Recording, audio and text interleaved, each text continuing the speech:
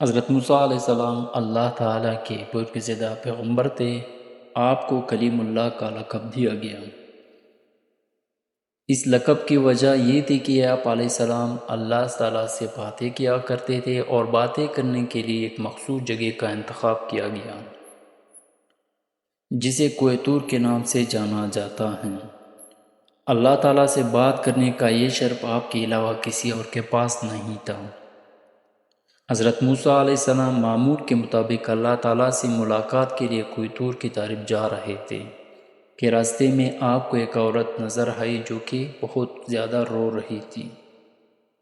اس عورت کو دیکھ کر آپ علیہ السلام بہت غمگین ہوئے اور آپ نے رونے اور پریشانی کی وجہ پوچھی۔ اس عورت نے اسے بتایا کہ وہ بے اولاد ہے اور لوگ اسے بانجھ ہونے کا طعنہ دیتے ہیں۔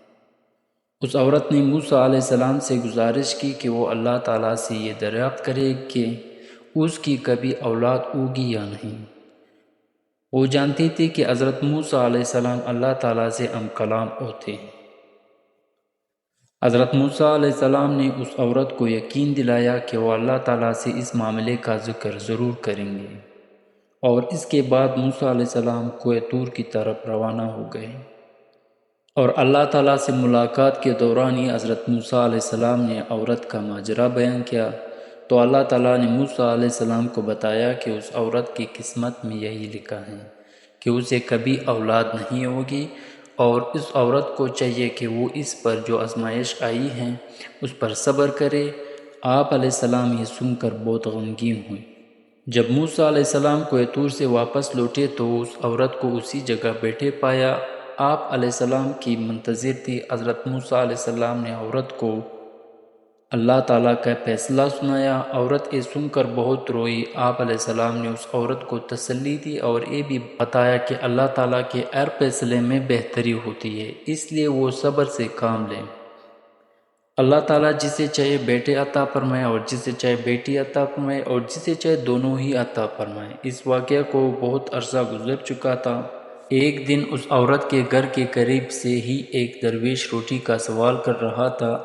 عورت کے کان میں جب وہ آواز پڑی تو اس نے اسے روکا اور اس کے لیے روٹی لے کر آئی۔ درویش نے عورت کو اولاد عطا ہونے کی دعا کی اور اللہ تعالیٰ نے اس درویش کی دعا کو قبول کیا اور عورت کو اولاد کی نعمت سے نواز دیا گیا۔ جب اس بات کی خبر حضرت موسیٰ علیہ السلام کو ہوئی تو آپ علیہ السلام بہت حیران ہوئے، کیونکہ اللہ تعالیٰ نے تو انہیں بتایا تھا کہ اس عورت کی قسمت میں اولاد کا نہ ہونا لکھا ہے، تو یہ کیسے ممکن ہوا؟ پھر جب حضرت موسیٰ علیہ السلام اللہ تعالیٰ سے ملاقات کے لیے دوبارہ کوہ طور پر تشریف لے گئے تو عورت کی اولاد ہونے کے بارے میں بھی دریافت کیا کہ میں نے آپ سے پوچھا تھا کہ اس عورت کی اولاد ہوگی یا نہیں، تو آپ نے فرمایا تھا کہ اولاد اس کے نصیب میں نہیں ہے، تو یہ کیسا ممکن ہوا؟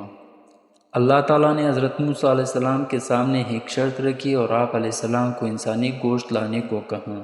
جب اللہ تعالیٰ انبیاء کرام کو کسی چیز کا حکم دیتے تو کوئی بھی اللہ تعالیٰ سے سوال نہیں کرتا تھا۔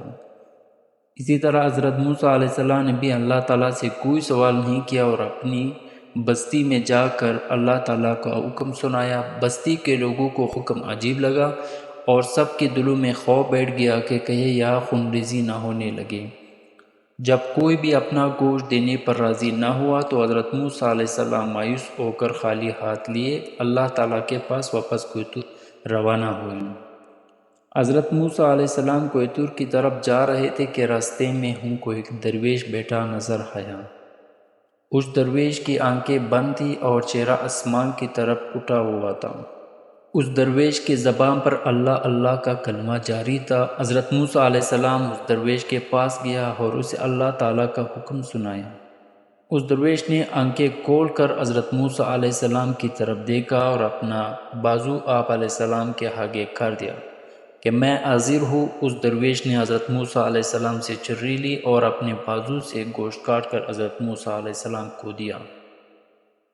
حضرت موسیٰ علیہ السلام اپنی منزل کی طرف روانہ ہو گیا۔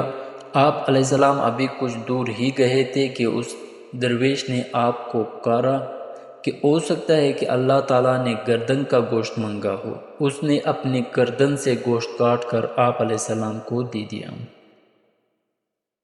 حضرت موسیٰ علیہ السلام نے پھر سے کوہ طور کی طرف قدم بڑھا دیے۔ اس نے پھر سے آپ کو روک لیا اور کہا کہ ہو سکتا ہے کہ اللہ تعالیٰ نے سینے کا گوشت مانگا ہو، اور اس نے اپنے سینے کا گوشت کاٹ کر وہ بھی حضرت موسیٰ علیہ السلام کے برتن میں ڈال دیا، اور اس کے بعد اس نے اپنے جسم کے مختلف حصوں کا گوشت کاٹ کر موسیٰ علیہ السلام کے حوالے کر دیا۔ حضرت موسیٰ علیہ السلام نے درویش کے گوشت کو کوہ طور پر اللہ تعالیٰ کے سامنے پیش کر دیا۔